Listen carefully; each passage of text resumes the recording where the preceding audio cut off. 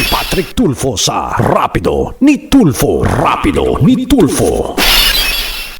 Alam nyo kayo dyan sa DMW, ang tagal-tagal ho ng kilos nyo, Sus Mario Joseph. Nag-release lang kayo ng ilang mga containers sa Davao Port. Alam mo kung bakit? Yes, yun yung nauna, 'di ba? Kasi baka hindi sila bigyan ng budget ng camera partner. Totoo lang yun.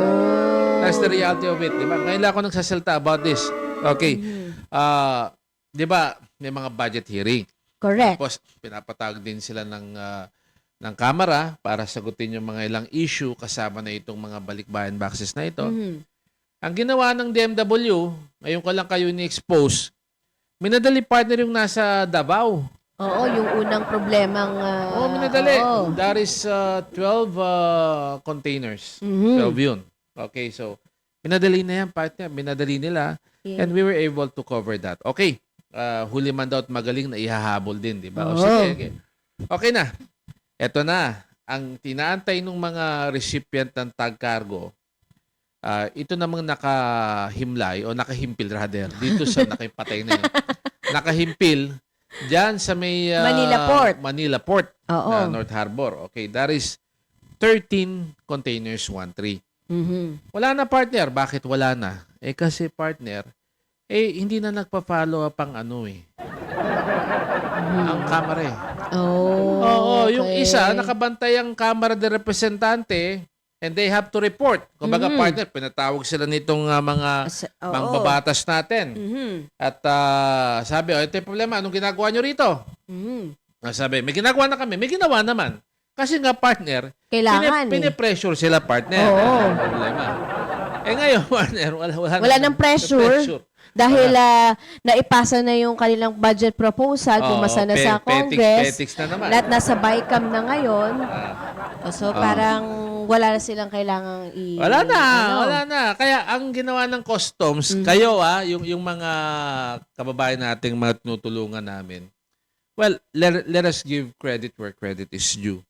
Itong solusyon na ginagawa ngayon ng customs, sila lang po ang gumawa po niyan. Yun. Thank you so much, Bureau of Customs. In-action na po nila kasi nga sila din po, katulad namin, sorry for the term, medyo natuturete na kami sa dami ng reklamo, partner.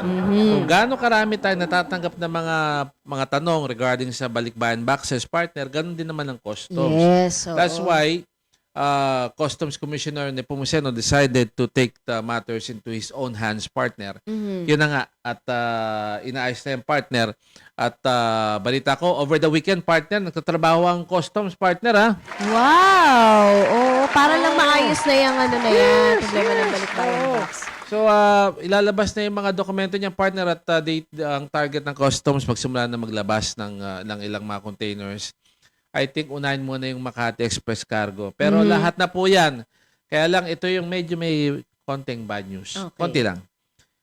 Ang abandonadong containers is mahigit po 130. Ngayon, partner, siguro kung kahit na pagsamasamahin mo lahat ng nagdi-deliver dito, partner, mahihirapan. Yes, oo. Sa dami niyan. It will take some time. Totoo lang. Pero ang kagandahan po niyan, ilalabas na po yan unti-unti at Bago tuloy-tuloy ang delivery. Yes. Ang target po ng customs, bago magpasko, may makakatanggap po sa inyo ng mga balikbayan boxes. Yung iba, wag po kayong mag-alala dahil tuloy-tuloy naman yan. Kung hindi man bago magpasko, after Christmas, o basta tuloy-tuloy na i-release. Oo, di ba? After Christmas, may pasok naman. Merong window period, di ba? Oo. Mahalaga masimulan na at kokobera namin yan nila Karen, by the way. We'll be covering everything for you guys at magabang lang ho kayo sa ating magla-live tayo sa Rapido YouTube. Official. Sa Rapido Official, pati doon sa YouTube channel natin. And then partner, we have to go into a break at pagbalik natin.